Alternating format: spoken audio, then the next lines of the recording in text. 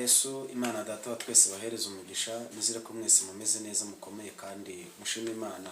Uyu munsi ni tariki enye z'ukwezi kwa 11 mwaka wa 2025. Isezerano ry'umunsi cyangwa se ubuhanuzi bw'umunsi cyangwa se ijambo ryawe cyangwa se urugendo rukomeye rwawe n'Imana.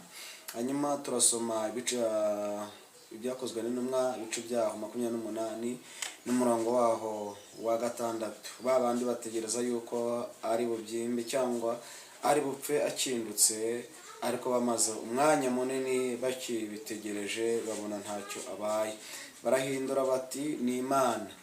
Hanyuma ijambo ry'umunsi mwuzaniye ku kwezi kwa 11 ni ukwezi kwiza kandi kumugisha. Imana iguhuze n'umuntu, Imana iguhuze n'umuntu w'umugisha, Imana iguhuze n'umuntu w'umugisha.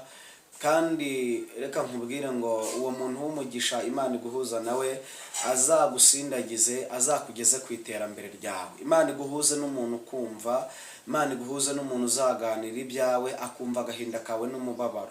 Muri ubu buzima tugiramo abantu bameze uko, tugiramo abantu bajya kumera nk'abumugisha ariko atari abumugisha, ahubwo ari intumwa za Satani zoherejwe. Aba bantu baba bateye bate?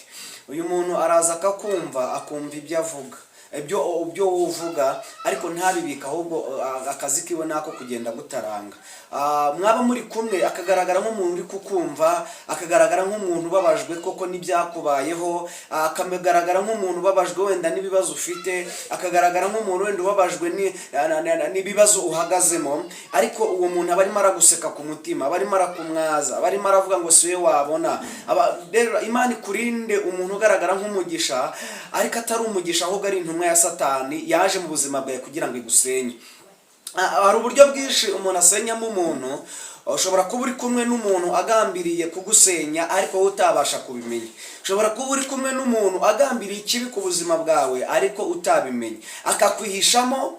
Uyu muntu ameze nk'imungu. Imungu ishobora kujya mu ntimbiri y'amasaka, wajya ujyaho hejuru, wajya ukoraho hejuru ukabona amasaka ni mazima, ariko hasi waza kuramo ya masaka, wageramo hasi ugasanga imungu yahereyemo hasi iyamunga. Rero neshatse kukubwira ngo muri uku kwezi kwa 11 Imana ikurinde imungu mu buzima bwawe. Imana ikurinde indyarya. Indyarya ni imungu, ni imungu ishobora kukumunga gake gakeya. Ushobora kubwira umuntu ikintu cyawe ukagira ngo arakibitse, kumbi agiye kugutaranga, akagenda gutaranga ariko ntusobanukirwe neza umuntu ubikora. Rero Imana ikurinde imungu mu buzima bwawe. Ikindi cya kabiri, Imana ikurinde indyarya zikwiyoberanyaho, zikwereka ko zigukunze ariko zitagukunze.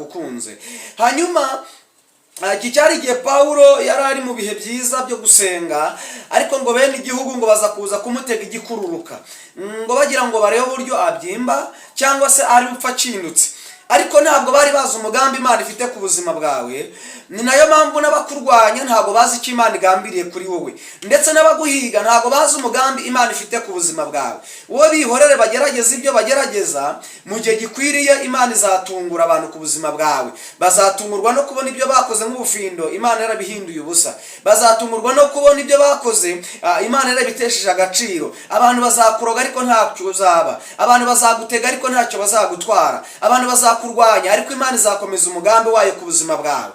Wowe humura, ufata ibihe byo gusenga, urushaho kwegera Imana. Ibindi byose Imana izakurwanirira. Ibyo ubona bigukomereye Imana izabikora, ibyo ubona biguhangayikishije Imana izabikorera kwiyubahisha. Wowe fata ibihe byo gusenga, wegera Imana. Hanyuma rero isezerano ry'umunsi uri tariki ya 4 y'ukwezi kwa 15 nari muzana ijambo rivuga ngo Imana ikurinde imungu mu buzima bwawe. Ikindi cya kabiri, Imana ikurinde ibintu bikwiyoberanyaho, bikwereka ko bigukunze nta rukundo bigufitiye, ahubwo ari ukugira ngo bigusenye, bigende bigusenya gake gake, bigende bigusenya buhoro buhoro. Rero Imana ikurinde imungu mu buzima bwawe, kandi Imana ikurinde indyarya, ahubwo Imana iguhuze n'umuntu, umuntu uzagusindagiza, umuntu uzamenya kubabaye, umuntu uzamenya kushonje, umuntu uzamenya ko ufite ibibazo, umuntu uzamenya kubabaye, hanyuma akakugeza ku byishimo byawe. Hanyuma rero Imana Data wa twese guhereza umugisha, kandi Imana ibane nawe.